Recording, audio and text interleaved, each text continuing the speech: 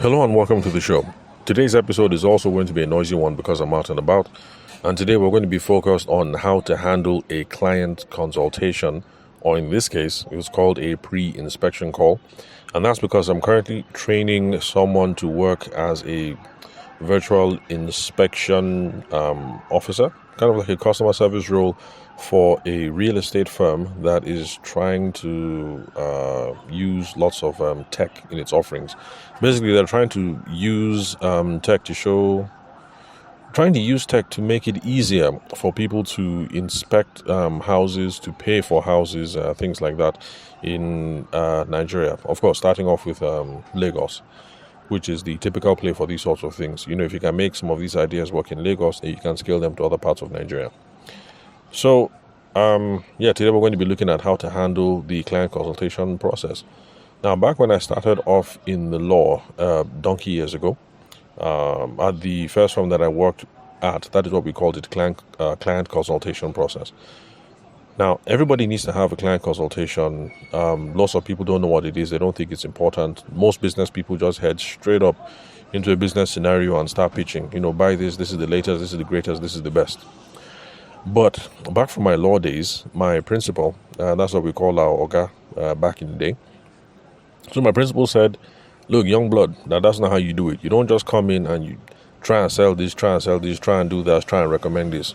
Like, this is the law we're doing here. We're trying to solve problems here. Why you come and recommend this and recommend that without actually knowing what the problem is? So what you do is you head into the situation, you say, good morning, sir, blah, blah, blah. You engage in some small talk, you let the person talk. The person will now tell you their life story and everything, how the quarrel started, how this person cheated this person, they don't like this happened, that happened, blah, blah, blah.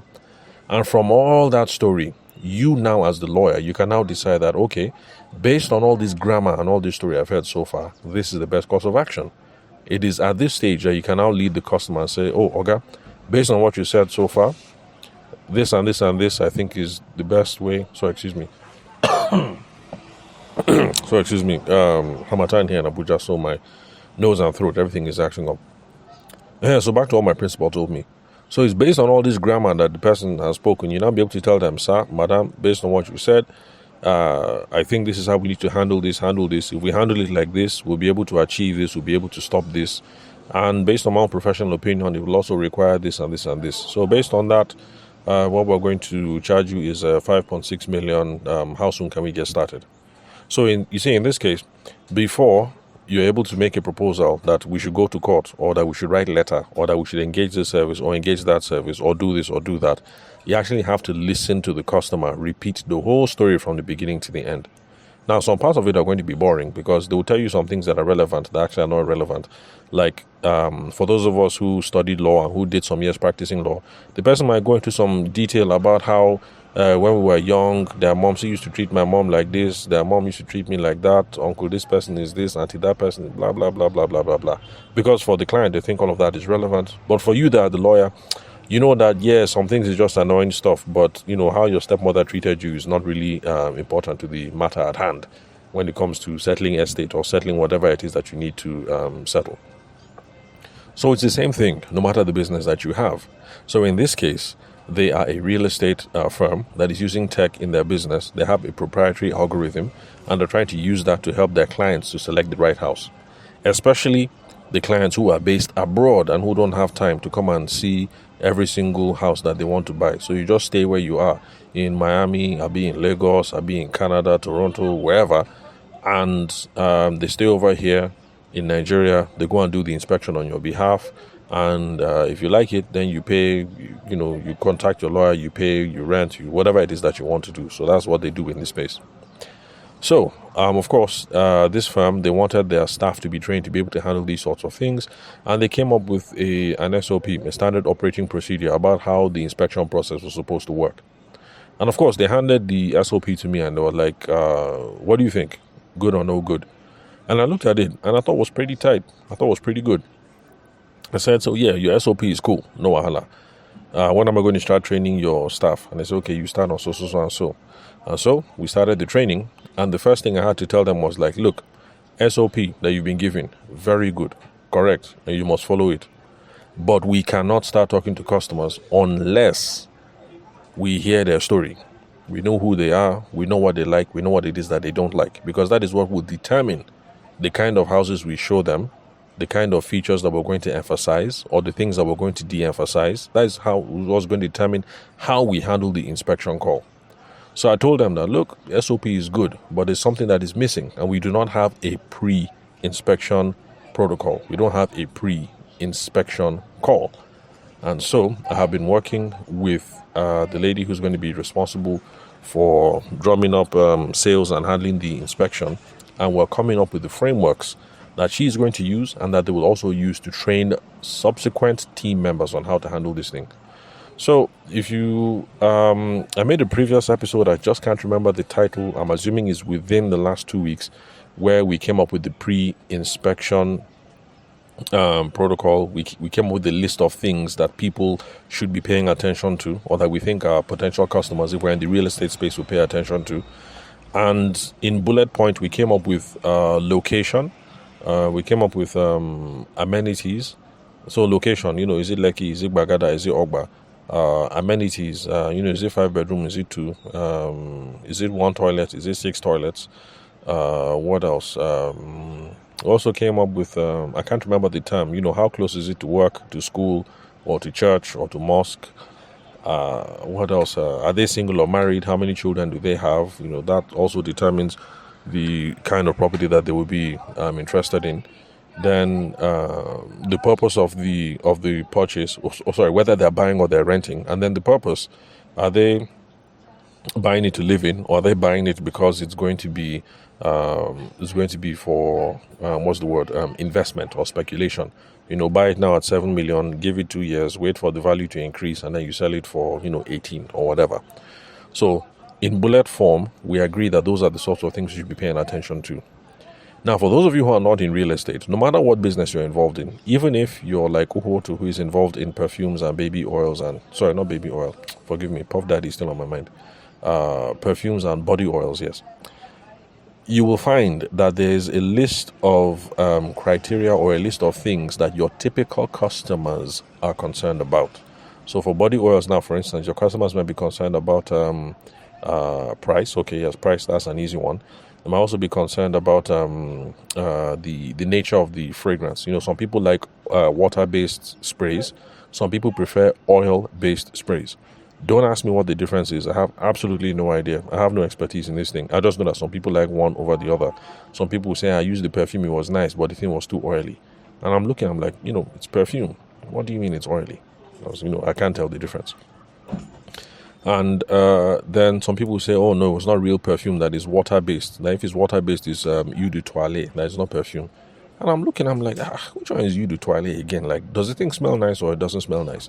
So, there's a difference. Is it a perfume? Is it an eau de toilette? Is it 2 millimeters? Is it 5 millimeters? Is it water-based? Is it oil-based?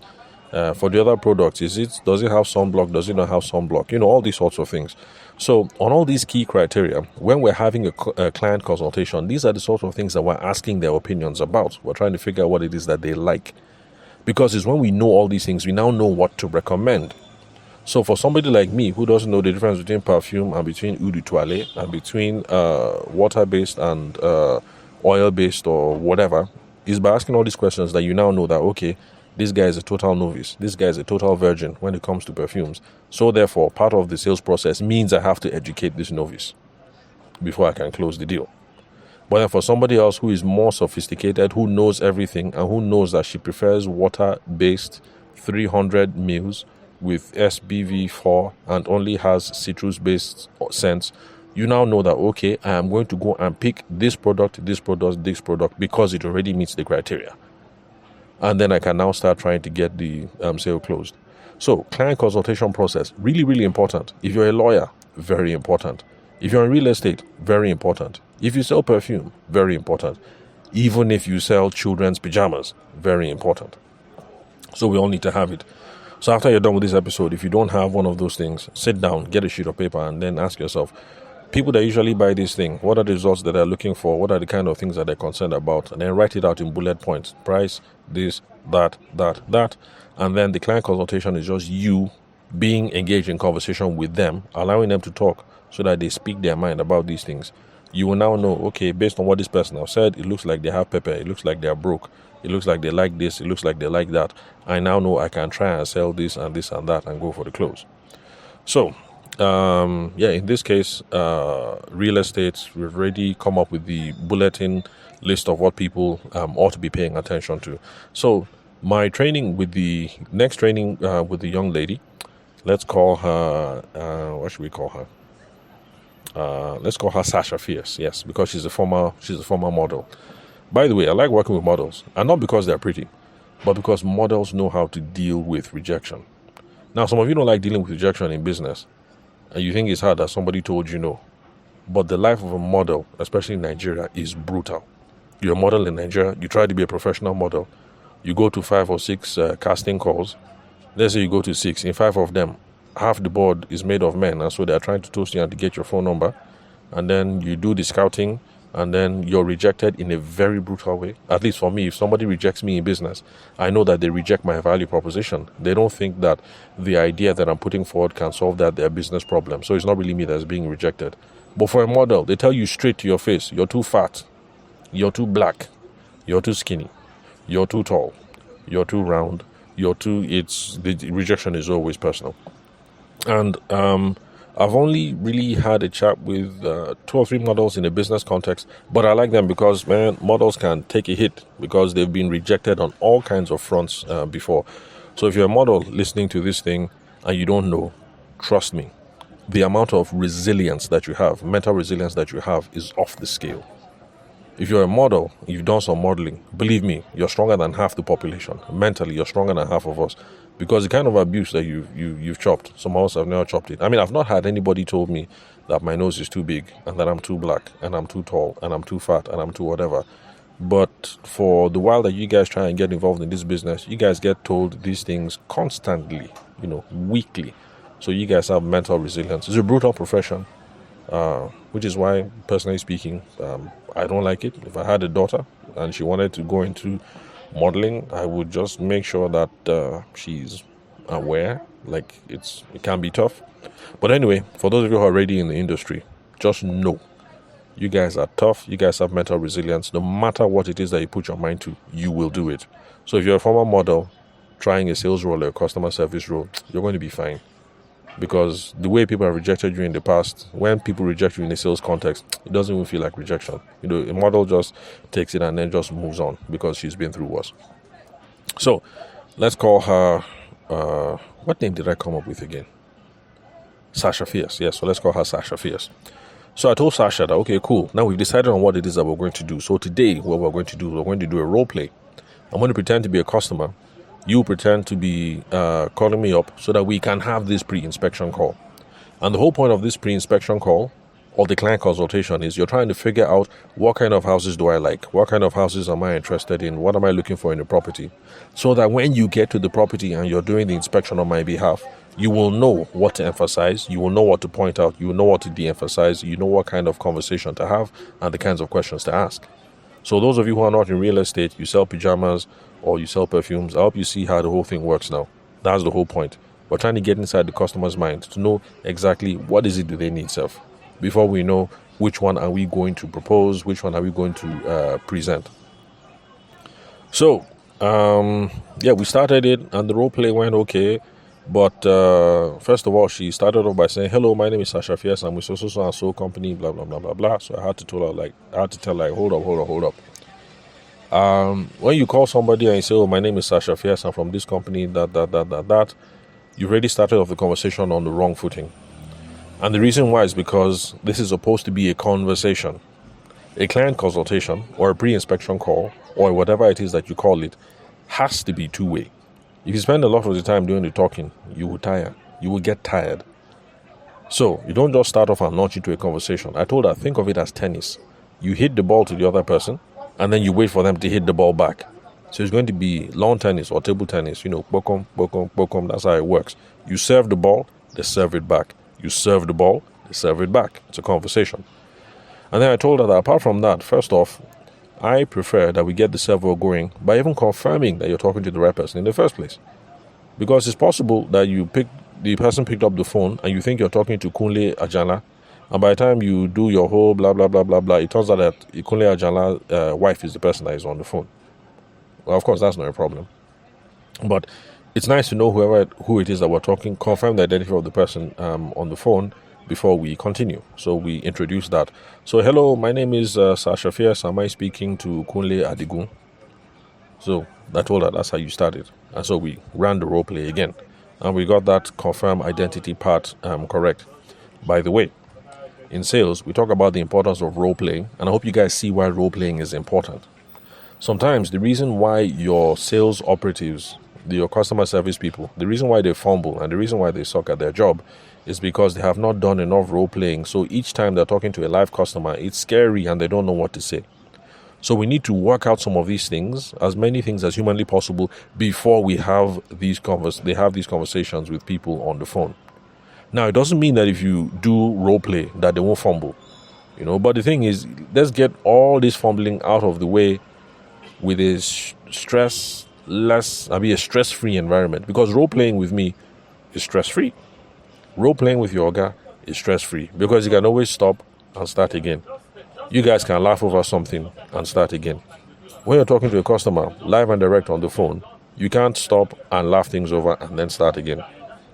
So role play, really, really important. Do some sort of role playing. So you sell perfumes, you sell body oils, you sell baby oil, you sell whatever. Once in a while, just beg somebody like, hey, Kemi, my best friend, I beg, please, I need you for something. I'm trying out this new line that I want to sell. Please pretend to be a customer. Let me call you and let me see how I can sell this sort of thing, blah, blah, blah. So try and do some small role playing. It helps. Let me give you a live example that happened to me. Back when I started off in wedding photography, conversations around how to handle price, I was talking to Momsi, and Momsi was like, just give me the price.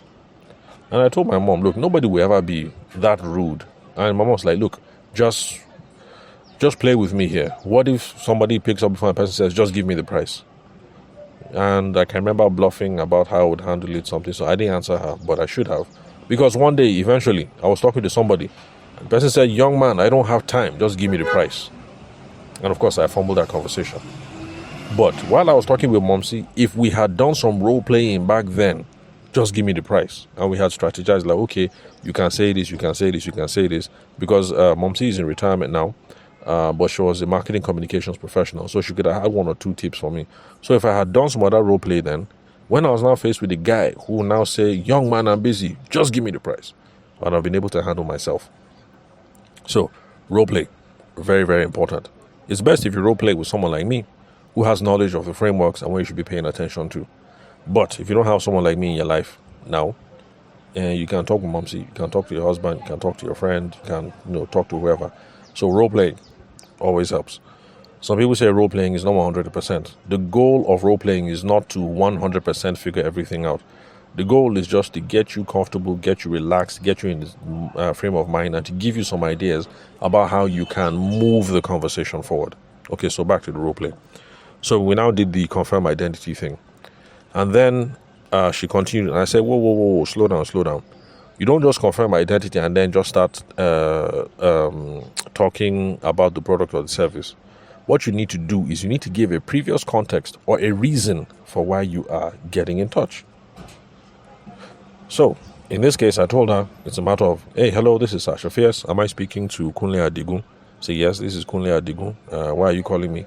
Oh, the reason why I'm reaching out is because you responded to our advert on Instagram for a 3-bedroom house in Lekki, something. Do you recall? Do you remember? So it's over to the person. You let the person also talk quite a bit. So give previous context. It's a way of warming up the call. Confirm. Am I talking to the person? Give previous context. Previous context is also not a bad way of setting the agenda. And then you also need to confirm, in this case, if the person is still interested.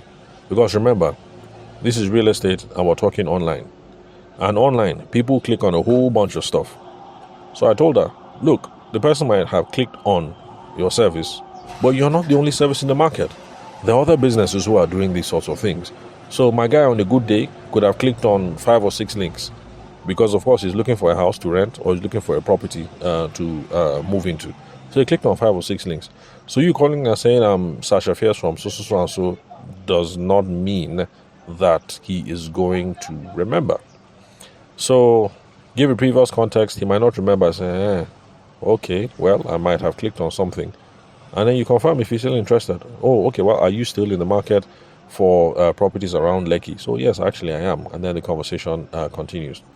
Now, as the conversation went forward, and the reason why I'm making today's podcast is when we got to that part now, remember I told you that we came up with some criteria that potential customers might be interested in. Typical things that people will ask: price, location, amenities, blah, blah, blah. When it came to that part, she was now handling it as a like an interrogation. Are you single or married? And then, of course, I answered, married. How many children? I have 2 boys. This is this, that. It got to a stage where she started laughing. I said, what's wrong? Why are you laughing? She said, I have hook. I said, of course you have hook. And this is the reason why you have hook. Because in handling this conversation, what you were doing is you were just doing an interrogation and you were asking questions that can be answered by either yes or no or one word. We call those closed questions. Closed questions are not very good at all for moving the deal forward. If you're asking closed questions, you will hang. It's only a matter of time before the person, single or married, single. This is this, yes. This is this, This is this, After a while, the conversation will seem staid. You'll be bored, out of your mind, and the conversation will hang. So I told her, what we do is we open up the conversation. We keep it conversational. This is not an interrogation. And then we use the questions that they taught all of us in primary school back in the day. The W questions, the who, why, what, where, when, how. Of course, how is not a W question, but for some reason, they always add it to the group. So let's say that it's also a W question as well. So who, why, what, where, when, and how. So I told her, it's not a matter of asking, what location are you looking at? Lekki. Then you keep quiet. How much is your budget? And then you keep quiet. Are you single or married? And then, it's not the matter of the interrogation, but we look for ways of doing the who, why, what, when, and how. But I wanted it to be her own words, so I told her, based on the question you've asked me so far, let's go and start from the beginning now. This is no more role play, but you on your own. Just redo some of these questions. Let's hear the flow. Let's see how it goes. And so she came up with a long sentence. I noticed you looked at so property in Lekki, something, but it still was a closed question. So I told her, okay, you know what? No problem. We can just take the first half of what you said with comma, and then we can just put why at the end, and you can see that we have an open question. In this case, it will be, I noticed you looked at the property in Lekki. I hope you don't mind me asking why, and then you keep quiet. Now you see, in that case, it's open. The guy is supposed to talk. The guy can't answer the question by saying Lekki. He can't answer by saying yes. He can't answer by saying no. He can't answer by saying He can't answer by saying He has to answer by actually giving you a sentence. It will have to be a story that follows. So, those of you who are lawyers, you see how you open up the conversation. You don't just say, so, young man, you're fighting with your landlord. The person will say, As a lawyer, it would make more sense to say, oh, so, thank you very much for coming to the office. I hope we're going to be able to help you resolve this issue with your landlord. How did this quarrel start? Then you keep quiet. You can see, how did this quarrel start? W word. The person has to answer with a story. 7 years ago, I moved into the property, blah, blah, blah, blah, blah. His wife said this. The children said this, blah, blah, blah. My house girl slapped the house girl. As in plenty story.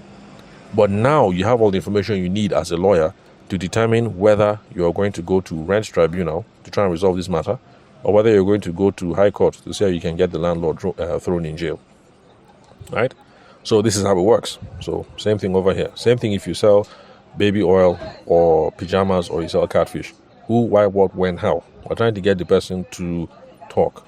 If it's catfish and you say, how many catfish do you want to buy? And they say 14. That doesn't help. But if you ask, oh, welcome to the shop, man, blah, blah, blah. Hope we can take good care of you, something. So why are you even buying this for yourself? Oh, my daughter is getting married. You see, it's a different thing. It gives you options to be able to say, oh, your daughter is getting married. Instead of this kind of catfish, you should be looking at this or this or this. Or have you even thought of okporoko? Okporoko might be much more cost effective. So forgive me, I'm not even sure what okporoko is. But my mother-in-law is Igbo. My wife likes fish. Momsy likes fish. So, and my cousins, they like fish, especially the ones that grew up with us as like my sisters. So I know I hear okporoko, but what the okporoko is, I have no idea. So you can see that it gives you options. So that is why who, what, why, where, when, how is important. So back to Sasha Fierce now. I noticed you looked at the property in Lekki. I hope you don't mind me asking why. The person has to answer with a story. Now, the whole thing on single and married and blah, blah, blah, I told her that, look, it's okay to make a couple of assumptions, because if a young man is looking at properties and he's not looking at 1 bedroom or 2 bedroom, it is safe to assume that he's married or that he wants to be married soon.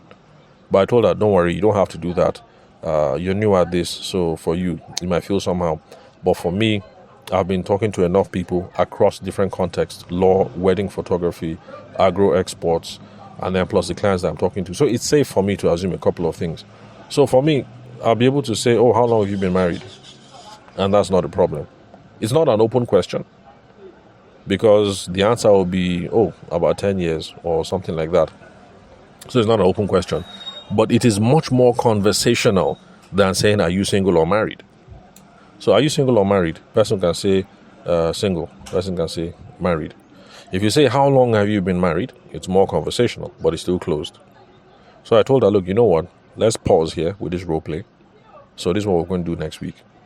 You will sit down. You look at all these things: price, location, married, children, amenities, and you will come up with who, why, what, when, how ways of asking these questions.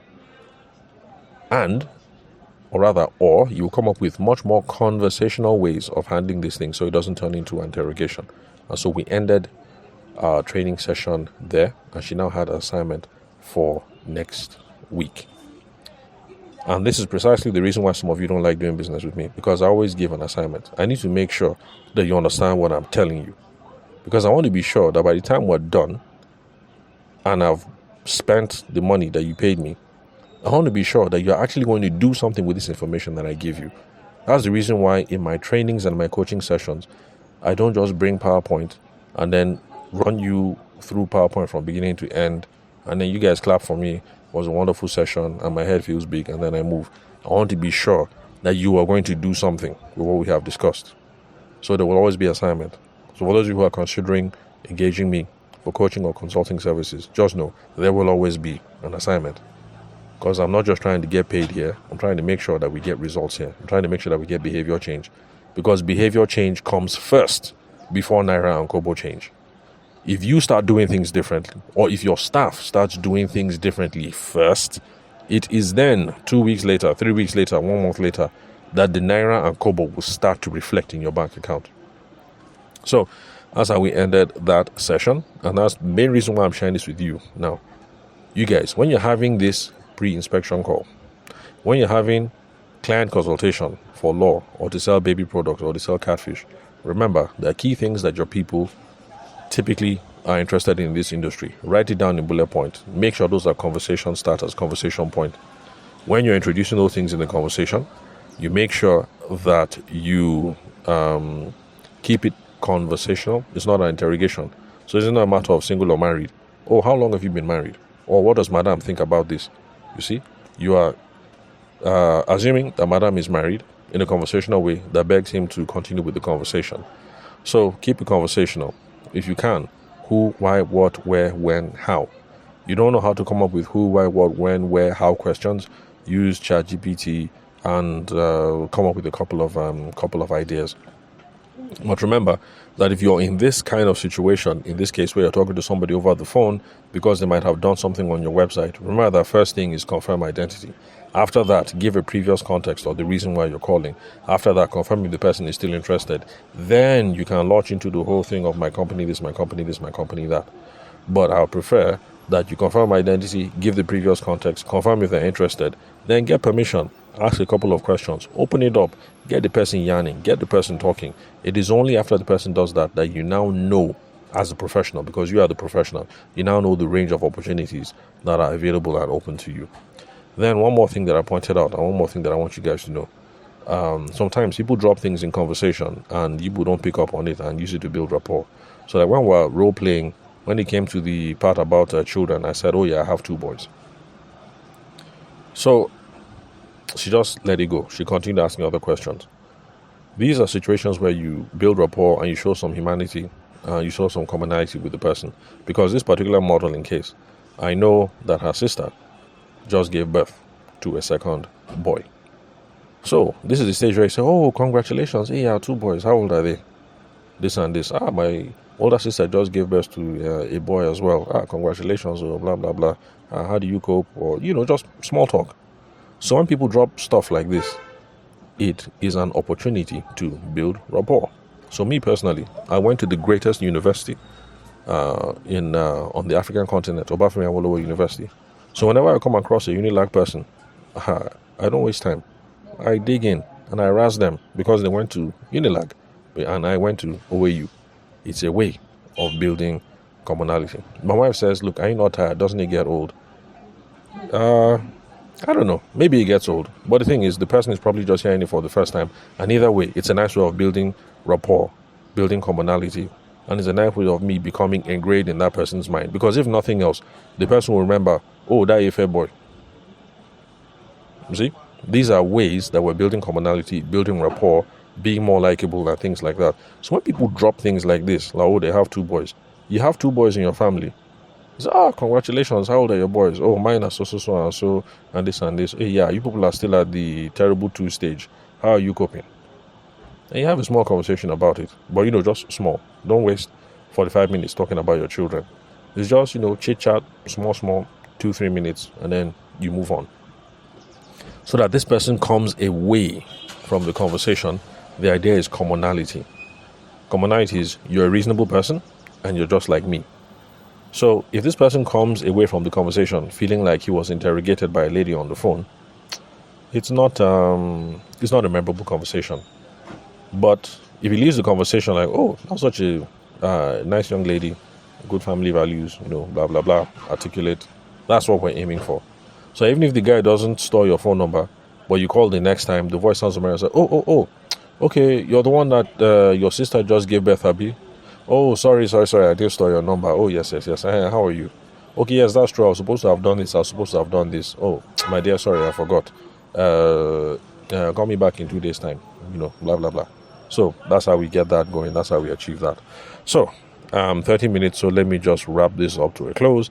I hope this has given you guys ideas around you're supposed to handle the customer or client consultation.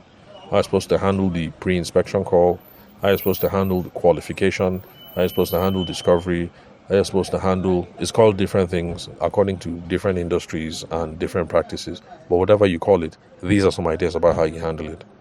Now, if you would love a business audit where you and I sit down and chat, we run through your business, try and see a couple of problems, come up with ways that we can solve these problems, then call me. The number is 080-6466-2140. The country code is +234. For those of you who are not Nigerian, it's my WhatsApp number as well. Or connect with me on socials, on LinkedIn. I'm shutting down all other places, so you will only be able to find me on LinkedIn in another month's time. So that's it. Thank you very much for your time and attention. I'll catch you guys at the next episode.